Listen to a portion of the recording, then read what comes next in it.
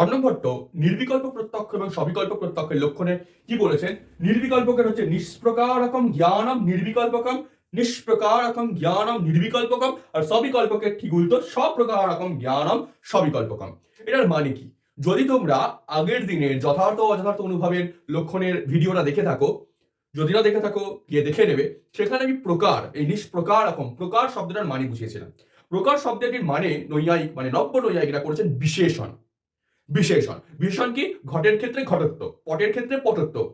নৈয়ায়িক মতে যতক্ষণ আমার ঘট দেখে ঘটত্বের জ্ঞান না হচ্ছে ততক্ষণ আমার ঠিকঠাক জ্ঞান হয়নি।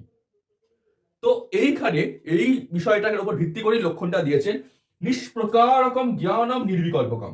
নিষ্প্রকারকম নয় প্রকার, নি মানে নবার্থক কথা, নিষ্প্রকারকম।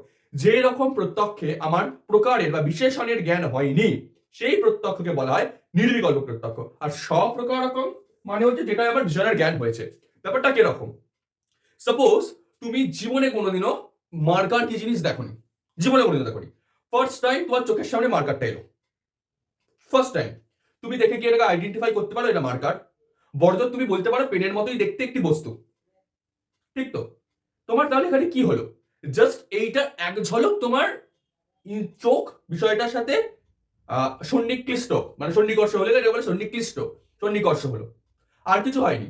তোমার যদি পরে কেউ এসে জিজ্ঞেস করে কিরে মার্কারকে জিনিস দেখলি, তুমি বলতে পারবে না, কারণ মার্কার জ্ঞান তো তোমার হয়নি।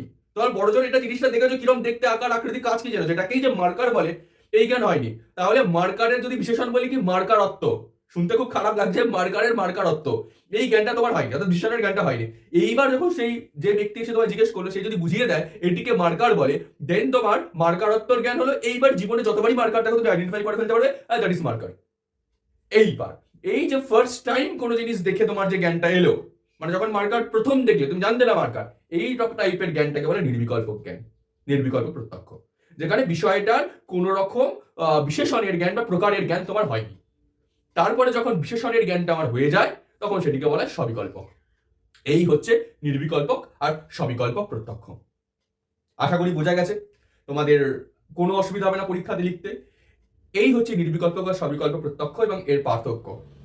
এইবার তোমাদের আসল জায়গায় চলে আসি, সেটা হচ্ছে তর্ক সংগ্রহে কি কি সাজেশন আছে। খুব তোমাদের এটা চাপের সাবজেক্ট বলে মনে হয়, মানে পেপার বলে মনে হয়, কিন্তু চিন্তা নেই। তোমাদের যে ভিডিওগুলো আমি আপলোড করলাম, আজকেও লাস্ট ভিডিও আপলোড করছি তর্ক সংগ্রহ থেকে, আশা করি পড়লে তোমার খুব সহজে ভালো নম্বর হয়ে যাবে। এইবার তোমাদের সাজেশন